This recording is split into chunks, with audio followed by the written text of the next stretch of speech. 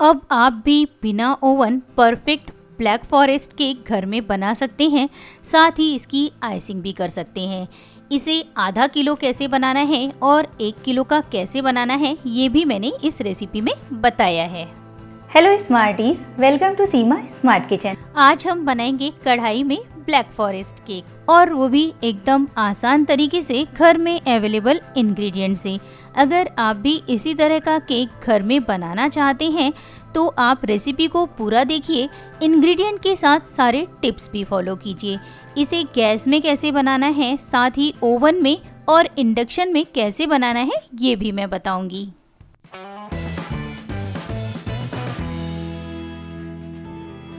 ये है chocolate cake के इंग्रेडिएंट। सबसे पहले मोटे तले वाली कढ़ाई, भगोना या फिर कुकर को गैस पर रख दीजिए। फ्लेम लो कर दीजिए और इसमें नमक डालकर 2 से 3 मिनट तक भून लेना है। भुने हुए नमक से बेकिंग बहुत अच्छी होती है, क्योंकि नमक में एक्स्ट्रा मॉइस्चर होता है। इसकी वजह से हमारा केक या फिर कुकीज़ जो भी हम बना रहे हैं वो खराब हो सकता है। और अगर आप इंडक्शन में बना रहे हैं 1000 वाट सिलेक्ट कर लीजिए और फिर उसके बाद 10 मिनट के लिए अपना कढ़ाई, कुकर या भगोना इस पर ही प्री हीट होने दीजिए। इस पर ही हम प्री हीटिंग भी करेंगे और 1000 वाट पर ही हम बेकिंग करेंगे। 1000 वाट पर एकदम परफेक्ट बेकिंग होती है, जैसी कि लो फ्लेम पर होती है। जब तक नमक सूखकर इस तरह से गिरने ना लगे तब तक हमें इसे भूनना है। जब ये इस तरह से गिरने लग जाए उसके बाद कढ़ाई में स्टैंड या फिर रिंग रख दीजिए, ढक दीजिए और लगभग 10 मिनट तक प्री हीट होने दीजिए। मेरा मतलब है नमक भूनने का टाइम अलग है और प्री हीटिंग का टाइम अलग से 10 मिनट है, इसलिए हमें भूनने का टाइम प्री हीटिंग के टाइम से मिक्स नहीं करना है। चलिए अब देख लेते हैं चॉकलेट केक कैसे बनाते हैं। 6 इंच के केक टिन को ऑयल या फिर बटर से ग्रीस कर लीजिए। ऑयल या बटर बहुत ज़्यादा नहीं लगाना है, एकदम कम मात्रा में लगाना है। उसके बाद अगर आपके पास बटर पेपर है, इस पर बटर पेपर लगा दीजिए, पर आज मैं इसे बिना बटर पेपर के बना रही हूँ। इसमें डाल दीजिए 1 चम्मच मैदा और इस तरह से मैदे को पूरे केक टिन पर डस्ट कर लीजिए। और अब केक टिन का एक्स्ट्रा मैदा कुछ इस तरह से हमें निकाल देना है। एक बर्तन में हाफ कप गुनगुना पानी ले लीजिए, मतलब हल्का सा गर्म पानी लेना है। अब इसमें ही डाल दीजिए 1/4 कप शुगर पाउडर, मीन्स पिसी हुई चीनी लेना है। 1/3 कप अनफ्लेवर ऑयल या फिर मेल्टेड बटर ले लीजिए। अनफ्लेवर ऑयल में मैं यूज़ करती हूँ सनफ्लावर ऑयल या फिर राइस ब्रांड ऑयल। इसमें ही डाल दीजिए 1/3 कप कंडेंस मिल्क।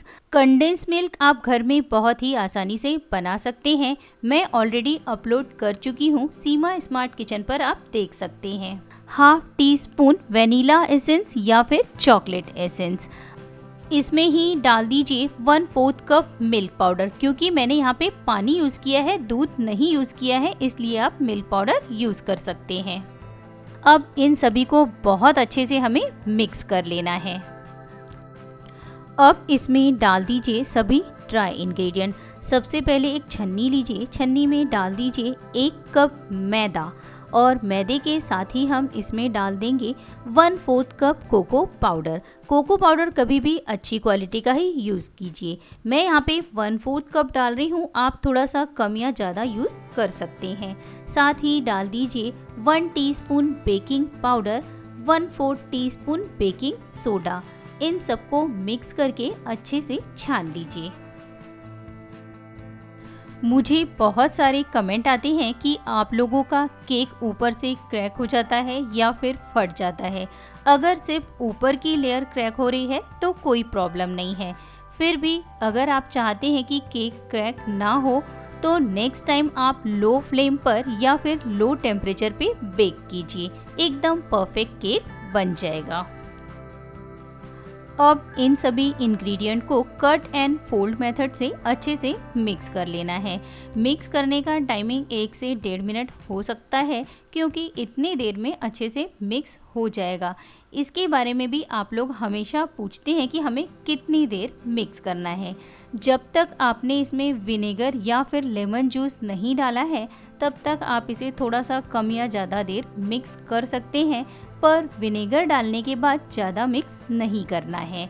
ये देखिए, सभी इंग्रेडिएंट बहुत अच्छे से मिक्स हो गए हैं। अब मिक्स करना बंद करके आप इसकी कंसिस्टेंसी चेक कर सकते हैं।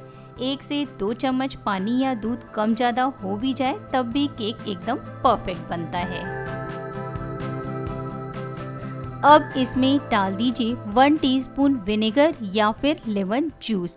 मैं यहाँ पे 1 टीस्पून विनेगर डाल रही हूँ। आधे मिनट से लेकर 1 मिनट तक मिक्स कर लेना है, पर बहुत फास्ट मिक्स नहीं करना है। कुछ इस तरह से कट एंड फोल्ड मेथड से मिक्स करना है।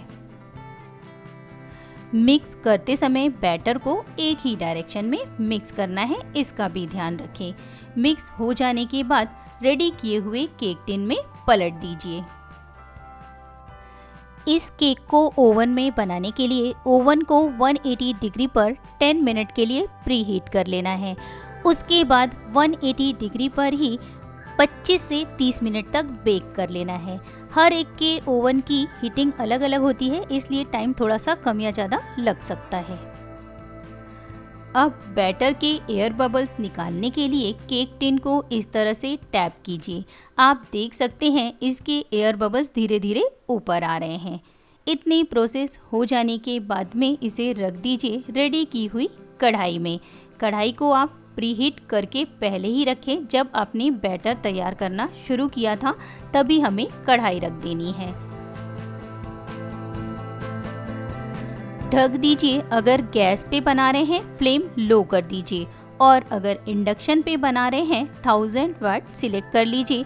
लगभग 40 मिनट तक इसे बेक होने देना है, पर सभी की गैस की फ्लेम अलग अलग होती है, थोड़ा सा टाइम कम या ज़्यादा लग सकता है। 30 मिनट के बाद ओपन करके देखिए। अगर बेक हो गया है तो निकाल लेना है, नहीं तो थोड़ी देर और बेक होने दीजिए। मुझे इस केक को बेक करने में लगभग 35 मिनट लगे थे। अगर आपको ये केक रेसिपी अच्छी लग रही है लाइक कीजिए, और अगर नहीं लग रही है डिसलाइक कर सकते हैं। केक को कढ़ाई में से बाहर निकालिए, ठंडा कीजिए और अनमोल्ड कर लीजिए। ठंडा करने के लिए आप इसके ऊपर इस तरह से कोई कॉटन का कपड़ा ढक कर रखिए। केक की ऊपर की लेयर कभी भी हार्ड नहीं होगी। केक को मैंने फ्रिज में रखकर ठंडा कर लिया है। चलिए अब कट करके देख लेते हैं ये कैसा बना है। वाओ, आप देख सकते हैं कितनी परफेक्ट जाली आई है। चलिए अब देख लेते हैं ब्लैक फॉरेस्ट केक का आसानी से डेकोरेशन कैसे कर सकते हैं। साथ ही आपके द्वारा पूछे गए छोटे छोटे क्वेश्चंस का आंसर भी मैंने दिया है। हाफ कप चेरी लीजिए, छोटे टुकड़ों में कट करके एक बर्तन में ले लीजिए। इसमें ही डाल दीजिए 1 चम्मच पिसी हुई चीनी और आधा कप गर्म पानी, और इसे ऐसे ही छोड़ दीजिए। बाद में हम इस पानी को छानकर शुगर सिरप के लिए यूज़ करेंगे। अब इसे छान लीजिए। पानी को और चेरी को दोनों को भी फ्रिज में रख दीजिए, ठंडा हो जाए उसके बाद ही केक के लिए यूज़ करना है। मैं यहाँ पे केक के 4 लेयर्स कर रही हूँ, आप चाहे तो 3 या 2 भी कर सकते हैं।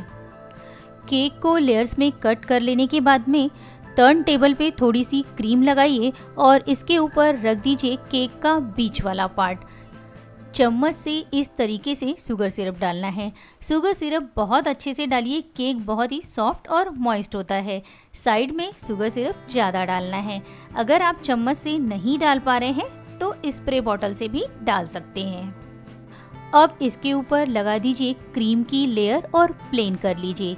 क्रीम कैसे बनाना है, केक को लेयर्स में कैसे कट करना है, ये सभी रेसिपी ऑलरेडी आपको सीमा स्मार्ट किचन पर मिल जाएगी। आप वहाँ देख सकते हैं और लिंक मैं डिस्क्रिप्शन में भी दे दूँगी। क्रीम के ऊपर डाल दीजिए चेरीज। ये वही चेरी है जिसे हमने छान लिया था। आप चाहे तो फ्रेश चेरी भी यूज़ कर सकते हैं, पर इसे वेस्ट करने की ज़रूरत नहीं है, इसका टेस्ट खराब नहीं होता है। चेरी के ऊपर थोड़ी सी क्रीम डालिए, फिर से प्लेन कीजिए, मीन्स हमें चेरी को सेट करना है, तभी इसके ऊपर केक अच्छे से सेट होगा। अगर आपने डायरेक्ट केक रख दिया तो केक इधर उधर हो जाएगा और उसका बैलेंस बिगड़ जाएगा, इसलिए इस तरीके से डालिए। अब रख दीजिए सबसे ऊपर वाली लेयर, थोड़ा सा प्रेस कीजिए, ये क्रीम में थोड़ा सा दब जाना चाहिए, इसकी वजह से केक में बैलेंस बहुत अच्छा आ जाता है। और अब फिर से इसके ऊपर भी डाल देना है शुगर सिरप और क्रीम, फिर से चेरी। सेम प्रोसेस करते हुए जितनी भी लेयर्स आपने तैयार की है एक के ऊपर एक सेट कर देना है।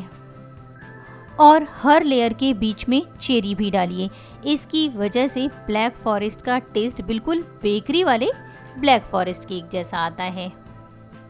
बहुत सारे व्यूअर्स का क्वेश्चन है, 1 कप मैदे से या फिर 6 इंच के केक टिन में कितने केजी का केक बनता है। 6 इंच के केक टिन में या फिर 1 कप मैदे से हाफ केजी का विथ आइसिंग केक तैयार होता है।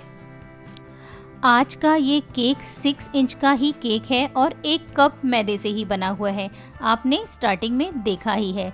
पर इसकी आइसिंग करने के बाद ये 1 किलो का हो गया है, क्योंकि मैंने इसमें बहुत सारी चेरी, बहुत सारी क्रीम और चॉकलेट डेकोरेशन बहुत सारा किया है, उसकी वजह से इस केक का वेट बढ़ गया है।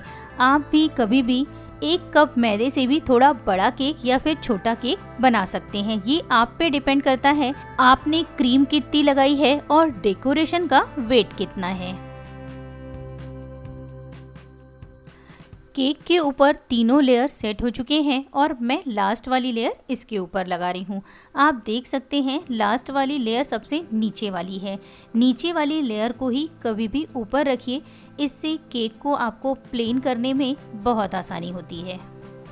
अगर आपको लग रहा है ऊपर की लेयर थोड़ी सी हार्ड है, जो सबसे नीचे वाली केक की लेयर रहती है, तो टूथपिक की सहायता से इस तरह से होल कर दीजिए, उसके बाद शुगर सिरप डालिए, बहुत ही आसानी से शुगर सिरप अंदर चला जाएगा और केक सॉफ्ट हो जाएगा।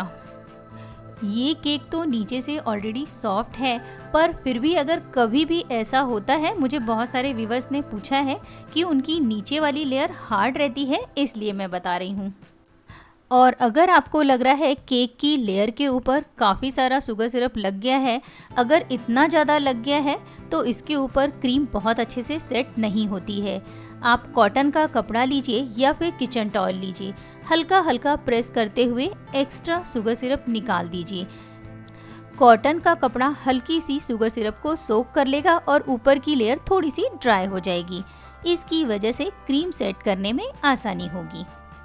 अब केक को प्लेन करने के लिए या फिर क्रम कोटिंग करने के लिए इस तरीके से क्रम कोटिंग कर लीजिए।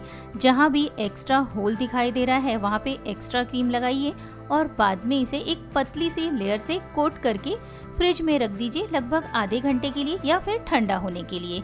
उसके बाद इस पर फाइनल लेयर लगाएंगे। वैसे केक पर क्रम कोटिंग कैसे करनी है, वाइट वाली क्रीम की कोटिंग कैसे करनी है, इसकी रेसिपी सीमा स्मार्ट किचन पर ऑलरेडी है।